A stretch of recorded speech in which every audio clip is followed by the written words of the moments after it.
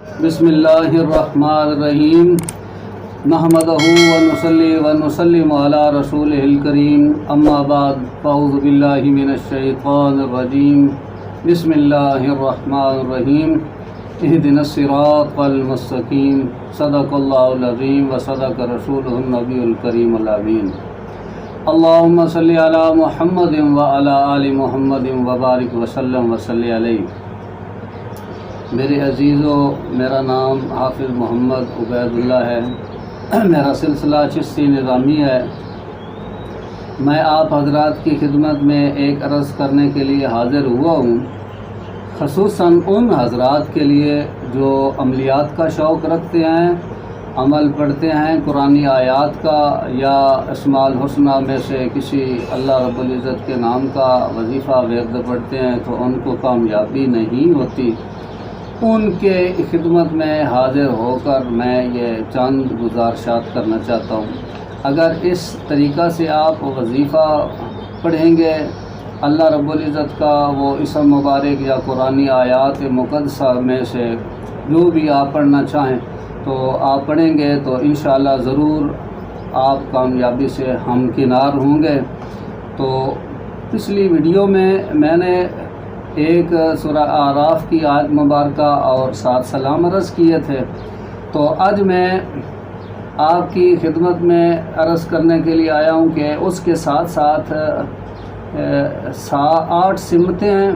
ہر سمت آپ نے منہ کرنا ہے ہر سمت کی طرف، اور اس کی طرف منہ کر کے رجال الغیب ان کو بولتے ہیں، تو وہ آپ نے سلام 11 بار پڑھنا ہے۔ وہ سلام کیا ہے؟ وہ سلام ہے بسم اللہ الرحمن الرحیم السلام علیکم یا رجال الغیب و یا ارواح المقدسۃ اغیثونی بغوثۃ وانظرونی بنظرۃ یا رقباء یا نقباء و یا نجباء و یا ابدال و یا اوتاد و یا اقطاب و یا قطب الاقطاب امدرنی فی ھذا الامر سلمکم اللہ تعالی فی الدنیا والآخرۃ بحق محمد و آلہ اجمعین۔ یہ سلام آپ نے پڑھنا ہے۔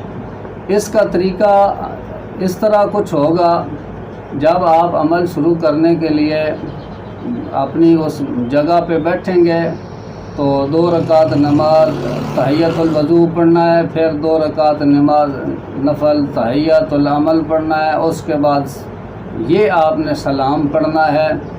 تو ان کی 8 سمتیں ہیں، مشرق، مغرب، شمال، جنوب، یہ 4 ہیں۔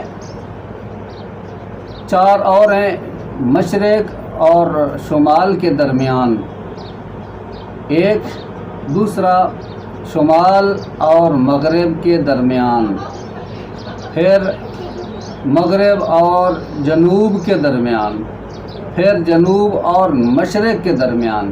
یہ 8 ٹوٹل سمتیں ہیں جن کی طرف ہر روز رجال الغیب کا دورہ ہوتا ہے، چکر ہوتا ہے۔ تو ان کا خاص خیال رکھنا ہے۔ جب آپ نے اس ورد کو، یعنی جو بھی آپ پڑھ رہے ہیں اللہ رب العزت کے اسماء مبارک میں سے یا قرآن آیات میں سے یا جو بھی آپ عمل پڑھ رہے ہیں، تو یہ آپ نے سلام پہلے پڑھنا ہے تاکہ وہ آپ کا عمل سلب نہ کریں۔ بعض اوقات رجال الغیب کی طرف سے عمل سلب کیا جاتا ہے، اس لیے ان کا خاص خیال رکھنا ضروری ہے۔ تو انشاءاللہ جب آپ اس پہ عمل کریں گے تو اللہ رب العزت ضرور آپ کو کامیابی عطا فرمائیں گے۔ انشاءاللہ میں اگلی ویڈیو میں پھر آپ کی خدمت میں حاضر ہو کر آپ کو وہ دائرہ رجال الغیب جو ہے وہ میں عرض کروں گا۔ تو ملتے ہیں پھر انشاءاللہ اگلی ویڈیو میں۔